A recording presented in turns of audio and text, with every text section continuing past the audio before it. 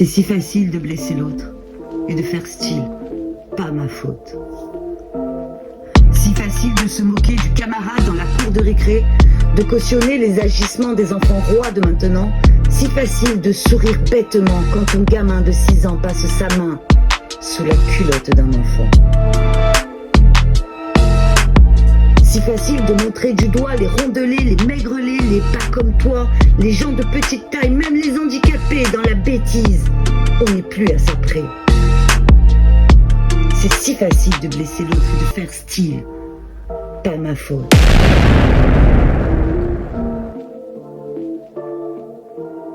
C'est si facile de stigmatiser ceux qui se différencient dans leur sexualité, ceux qui ont le courage de s'affirmer, qui avancent tête levée, bon sang, qui méritent le respect. C'est si facile d'ironiser sur ces paumés de patients désœuvrés qui consultent en cabinet pour penser leurs blessures passées.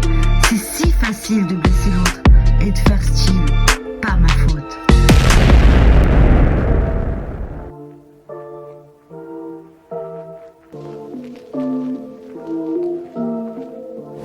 C'est si facile d'accuser le musulman, de lui filer l'étiquette du tyran.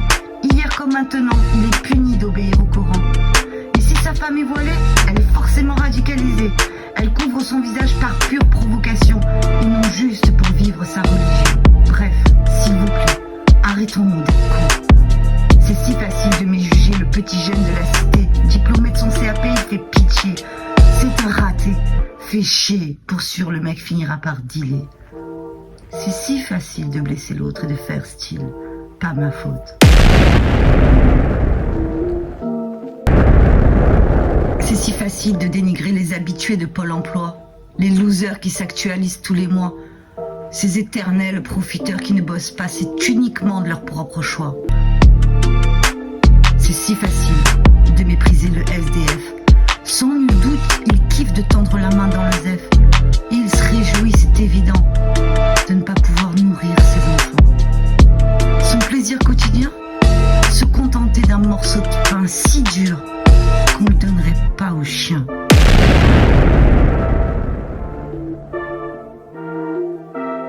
Putain, je vous en conjure, finissons-en avec ces préjugés navrants qui font souffrir tellement de gens. C'est si facile de se conduire en imbécile, de juger son prochain pour tout ou pour rien, par méchanceté, pour meubler sa journée. Aucune excuse ne sonne bien quand on connaît la souffrance engendrée par la victime de nos absurdités. De l'ignorance naît la méfiance.